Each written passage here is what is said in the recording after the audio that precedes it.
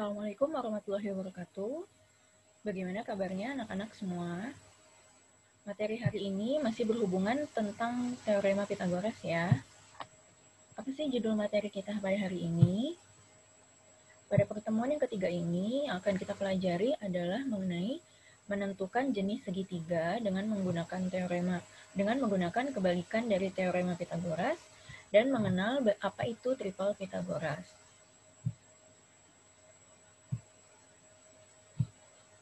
Sebelum masuk ke dalam materinya, kita bisa baca dulu kompetensi dasarnya.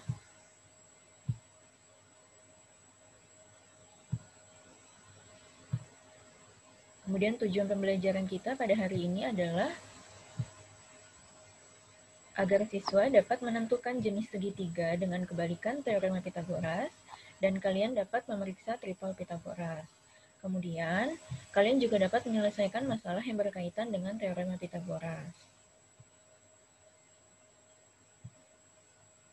Sebelum Ibu masuk ke dalam materi yang sebenarnya, ini Ibu akan mengulang sebentar mengenai apa sih teorema Pitagoras itu. Kita ingat kembali ya, apa teorema Pitagoras.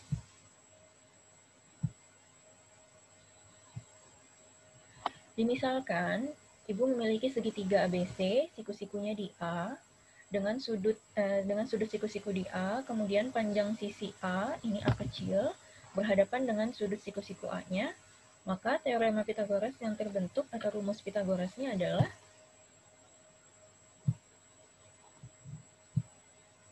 A kuadrat sama dengan B kuadrat ditambah C kuadrat.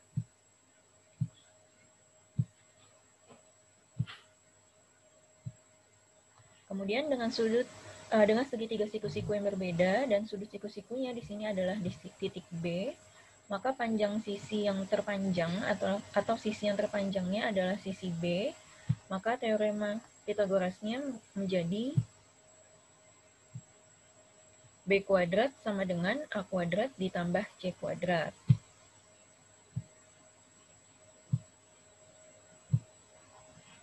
Kemudian jika segitiga siku-sikunya, sudut siku-sikunya adalah di titik C, maka sisi yang terpanjangnya di sini menjadi sisi C kecil. Sehingga teorema yang terbentuk berdasarkan teorema Pitagoras, rumusnya adalah C kuadrat sama dengan A kuadrat ditambah B kuadrat. Nah, dengan ini semoga kalian masih ingat ya bagaimana cara menuliskan teorema Pitagoras. Sekarang kita akan masuk ke dalam materi yang sebenarnya. Jadi hari ini yang akan kita bahas adalah tentang menentukan jenis segitiga. Lalu apa hubungannya dengan kebalikan teorema Pitagoras? Kita dapat menentukan jenis segitiga dengan menggunakan kebalikan dari teorema Pitagoras.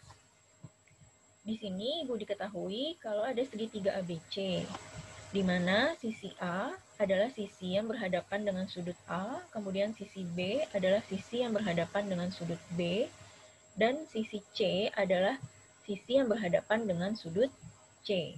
Maka berlaku kebalikan teorema Pitagorasnya, yaitu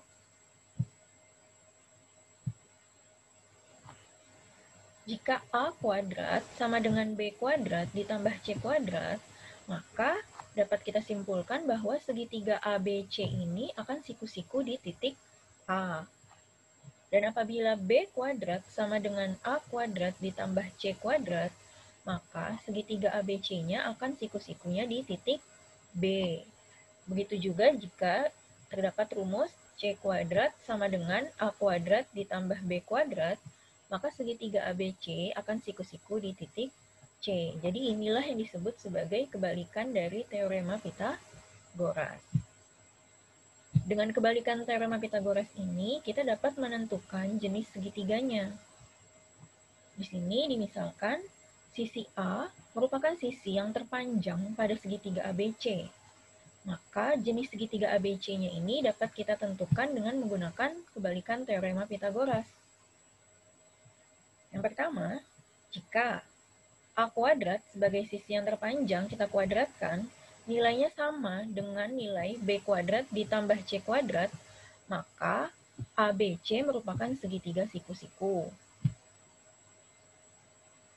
Yang kedua, jika A kuadrat atau sisi yang terpanjangnya kita kuadratkan, lebih besar daripada jumlah dua sisi kuadrat yang lainnya, maka segitiga ABC-nya merupakan segitiga tumpul.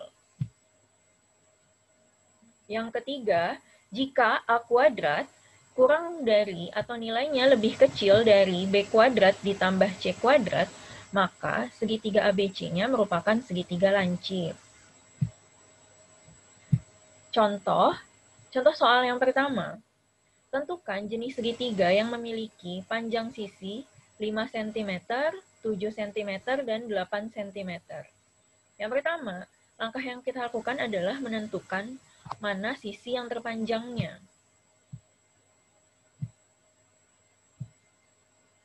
Di sini sisi yang terpanjangnya adalah 8 cm, berarti bisa kita tuliskan bahwa A-nya sama dengan 8 cm, kemudian dua sisi yang lainnya adalah sebagai B dan C. Kita hitung masing-masing kuadratnya. A kuadrat yaitu 8 kuadrat, nilainya sama dengan 64. Dan dua sisi yang lainnya yaitu B kuadrat ditambah C kuadrat adalah 7 kuadrat ditambah 5 kuadrat. Kita hitung masing-masing. Di sini 7 kuadrat 49 ditambah 5 kuadrat yaitu 25. Setelah dijumlah menghasilkan 74. Kemudian kamu bandingkan jawaban A kuadrat tadi dengan hasil jumlah B kuadrat tambah C kuadrat. Di sini kita peroleh bahwa nilai A kuadrat lebih kecil daripada B kuadrat yang ditambah dengan C kuadrat. Maka segitiga ini termasuk ke dalam segitiga lancip.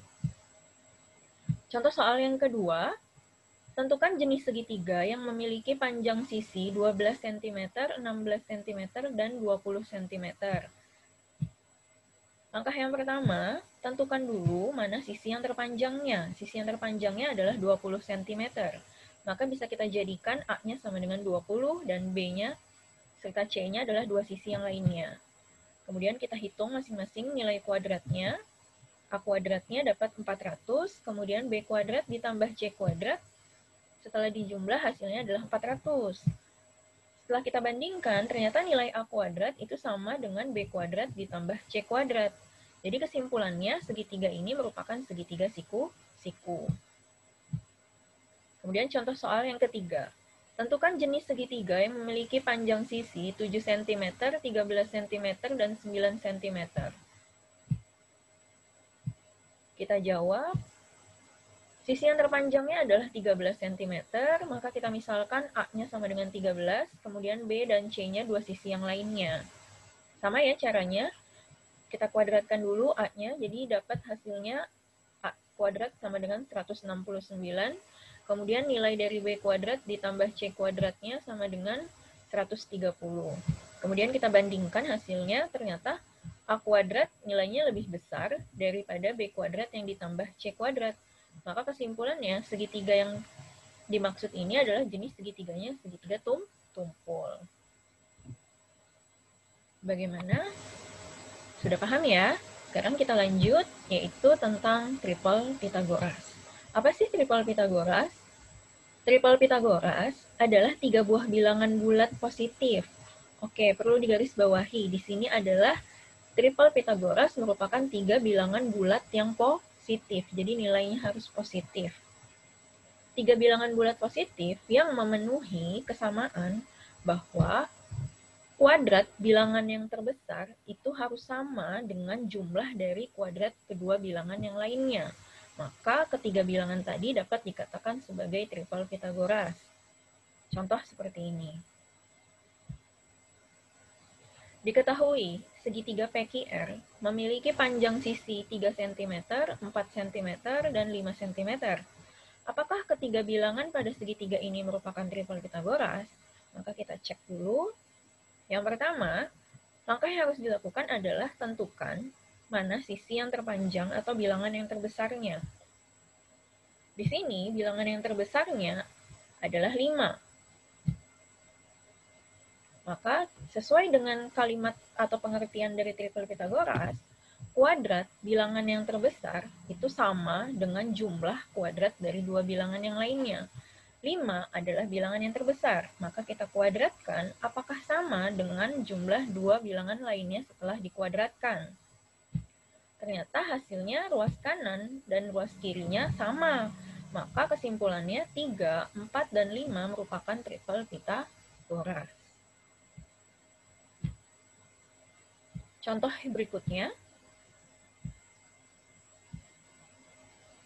pada segitiga KLM yang memiliki panjang sisi 7 cm, 5 cm, dan 6 cm. Apakah ketiga bilangan ini merupakan triple Pythagoras? Ternyata 7, 5, dan 6 bukan merupakan triple Pythagoras. Alasannya kenapa? Bisa kita cek dulu di sini. Sisi yang terpanjangnya adalah 7, maka kita kuadratkan di ruas kiri, kemudian di ruas kanannya adalah dua sisi jumlah kuadrat dari dua sisi yang lainnya, yaitu di sini 5 kuadrat ditambah dengan 6 kuadrat. Kita hitung masing-masing nilai kuadratnya. Nah, setelah dihitung nilai hasil kuadratnya, ternyata ruas kanan dan ruas kirinya tidak sama dengan. Maka dapat disimpulkan kalau 7, 5, dan 6 bukan triple Pythagoras.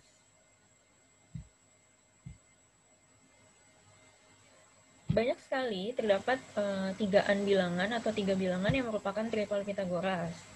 Untuk mempermudah kalian mengingat apa saja bilangan-bilangan yang termasuk ke dalam triple Pythagoras,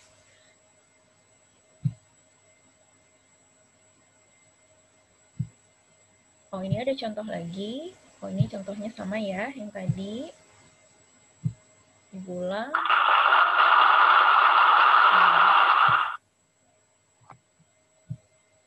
Ini dia, untuk memahami jenis triple Pythagoras yang lainnya, bisa dilihat menggunakan tabel berikut ini. Di sini ada 4 tipe bilangan, 3 bilangan yang merupakan bilangan-bilangan utama yang merupakan triple Pythagoras. Kita lihat dulu dari tipe yang pertama, yaitu ada bilangan 3, 4, dan 5. Kemudian bilangan-bilangan yang ada di bawahnya ini merupakan kelipatan dari 3, 4, dan 5. Misal gini, 3 ibu kali 2 hasilnya 6, 4 ibu kali 2 hasilnya 8, 5 dikali 2 hasilnya 10. Maka 6, 8, dan 10 juga merupakan triple Pythagoras.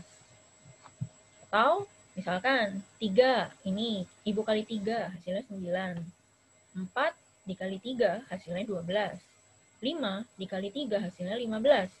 Akibatnya 9, 12, dan 15 juga merupakan triple Pythagoras. Jadi kita bisa mencari perkalian dari 3, 4, dan 5 dengan bilangan lain, maka hasil kalinya merupakan triple Pythagoras juga. Untuk tipe yang kedua, itu dimulai dari 3 bilangan atau tigaan 5, 12, dan 13. Kalau kamu kali 2, semua bilangan yang ada di sini, 5 kali 2, 10, 12 kali 2, 24, 13 kali 2, 26, maka 10, 24, dan 26 juga merupakan triple Pythagoras. Kemudian ada tipe yang ketiga dimulai dari 3 bilangan yaitu 7, 24, dan 25. Ini kalau 3 bilangan ini ibu kalikan 2, maka hasil perkalian 2-nya juga merupakan triple Pythagoras. Kemudian tipe yang terakhir, tipe 4, yaitu 8, 15, dan 17. Ini kelipatannya juga setelah dikalikan 2, maka hasil perkalian 2-nya itu nanti juga merupakan triple Pythagoras. Jadi, bagian mana yang harus kita ingat? Cukup ingat bagian-bagian yang nomor pertama ini. 3, 4, 5, 5, 12, 13, 7, 24, 25, 8, 15, dan 17. Jadi yang lainnya adalah kelipatan dari hasil kelipatan dari tipe 1, tipe 2, tipe 3, dan tipe 4. Seperti itu. Jadi tabel ini bisa mempermudah kamu untuk mengingat bilangan mana saja yang merupakan triple Pythagoras. Oke, sampai di sini apakah ada yang masih bertanya, masih bingung atau ingin bertanya, bisa langsung bertanya melalui WA Ibu ya, nanti chat pribadi saja atau di grup juga bisa.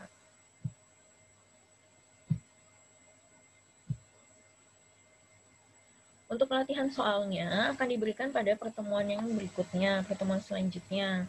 Nanti file latihan soalnya akan dibagikan melalui grup WhatsApp masing-masing ya. Sampai ketemu di pertemuan yang berikutnya. Assalamualaikum warahmatullahi wabarakatuh.